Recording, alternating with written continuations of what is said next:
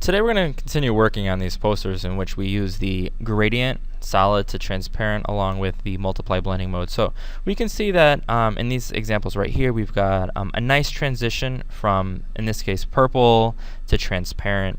I'm going to give you a quick suggestion in a little bit, but first let's review some of your work. So here's Kimberly's example. I think it's a really nice start. However, I would make authentic significantly bigger, and I would not include the black. Looks like she's got a black stroke and a little outer glow. For this case, I don't think she needs it, and I would encourage her to use a simple font, kind of like this one. I think less is more in this case. But great start. Also, actually, Kimberly, you see right here, I would delete off like the bottom fifth of the image. Here we've got another image. I really like this photo. I like that a couple things. I like that there's something going on right here, but it's not really clear to me what this is. I like that Hakeem's preoccupied. I really like that Miranda's got this authentic laugh going on. I'm not in love with this color red though. I would, similar to Kimberly's, I would sort of crop off the bottom. I would have explore,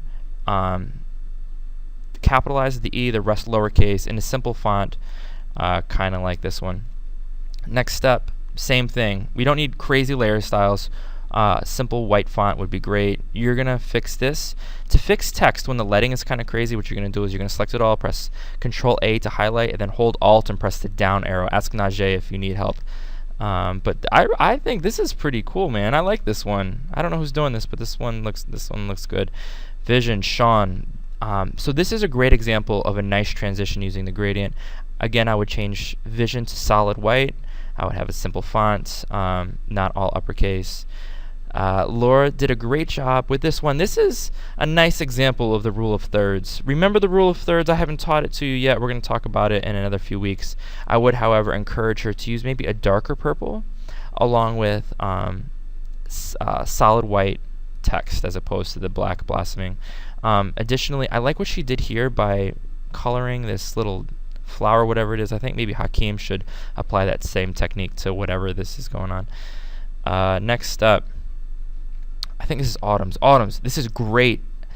Likewise, I would crop off everything from the bottom. You see where the bottom of freedom is, like where this E is? In fact, let me just show you right now. What I would do if I were you is think about your image as a whole. What doesn't contribute? Because this is a really, really, really cool image, but what purpose does this serve? Not a whole lot. So I would probably change it to like that, and then bring up the gradient so it just touches maybe his feet or his knees. Also, you're gonna really want to work on your levels. Talk to Maritza next door about that. Let's go back here. This is probably my favorite one so far. Surprisingly, it's produced by Lissandro, but I love it. I think that you don't need the quotations and you don't need the black layer style as a stroke. Otherwise, I think this is a nifty image. You're off to a good start. Nice job with the levels. This is pretty cool, although I think this is Maritza's. Maritza, you need to, and everyone take notice, you need to make sure that contiguous is unchecked, because if it's checked, it's only selecting the white that it touches. So when you get into something like this, the interior of the B and the letters is not selected. Likewise, we're going to have the website never in all capitals. It's always going to be in lowercase, and we don't want to have it right underneath the logo. Maritza, maybe you want to put the AUP website in the upper right hand corner, maybe in this blue. We'll talk more about that in a little bit. So we're talking about the gradient. We reviewed your work. If I didn't review your work, it's because either you didn't send it to me or because you send it to me only as a PSD, as I know that Brandon did.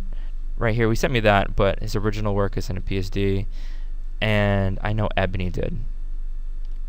Ebony's yours is in here somewhere. Right now, here's Brandon's. It's a good start. It comes out funny like this because you didn't submit it to me as a JPEG. Make sure you always send it as a JPEG. Let's talk about gradients real quick. When we're using the gradient tool, we want to make sure that we've got two colors selected in the foreground and the background, unless we're doing transparent, as we are in this particular exercise. And when we click and when we drag, it's going to have a nice smooth transition the longer we do it. So if you just click and drag a tiny bit like this, the transition is stark. It doesn't look good. That looks crazy. So what would be an example of that? So here I got these dudes, the gods of rock apparently. We'll just use this one. I'm going to press Control Shift N to create a new layer, and Even though I know Henry didn't do it, this is a great example of levels in this background because the lights are really light, the darks are really dark. Henry, you can thank whoever did this. And let's bust out this blue solid, and I'm going to change the gradient from solid to transparent. I'm going to, on this new layer, go like so, and I'm clicking and I'm dragging. And I'm going to go like that. Now I'm going to switch to multiply. And that's not bad. Some of you guys were going like this. Actually, here's a better example. Some of you guys were going like this. That looks crazy. That's a horrible gradient. We don't want that. We want something significantly more soft. So if you do it once and you want to do it over again, you can do that. Click and drag. Oops. And then we're going to select some white. So you know what I'll do? I'll just grab this.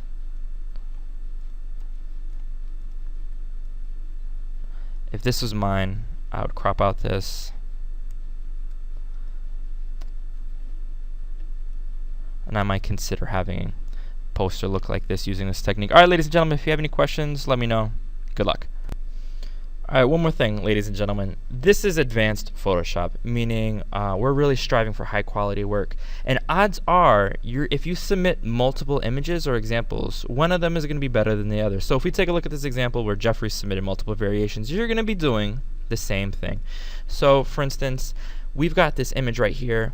I like it. I'm going to submit it to myself. I'm going to send it to Mr. Jones. You're going to save it as a JPEG, so let's pretend that it's a JPEG.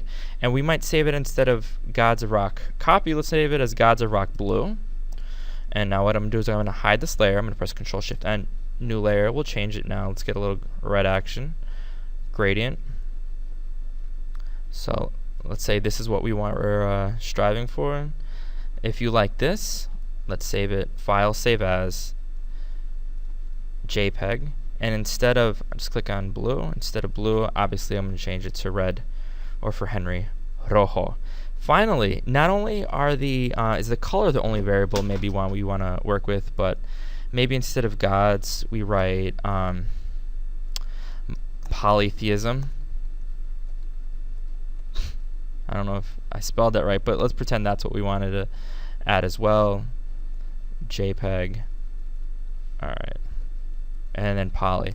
So now I've got 3 examples that I just did in 45 seconds. You're going to want to send me lots of variations as JPEGs. Alright, mi gente, good luck.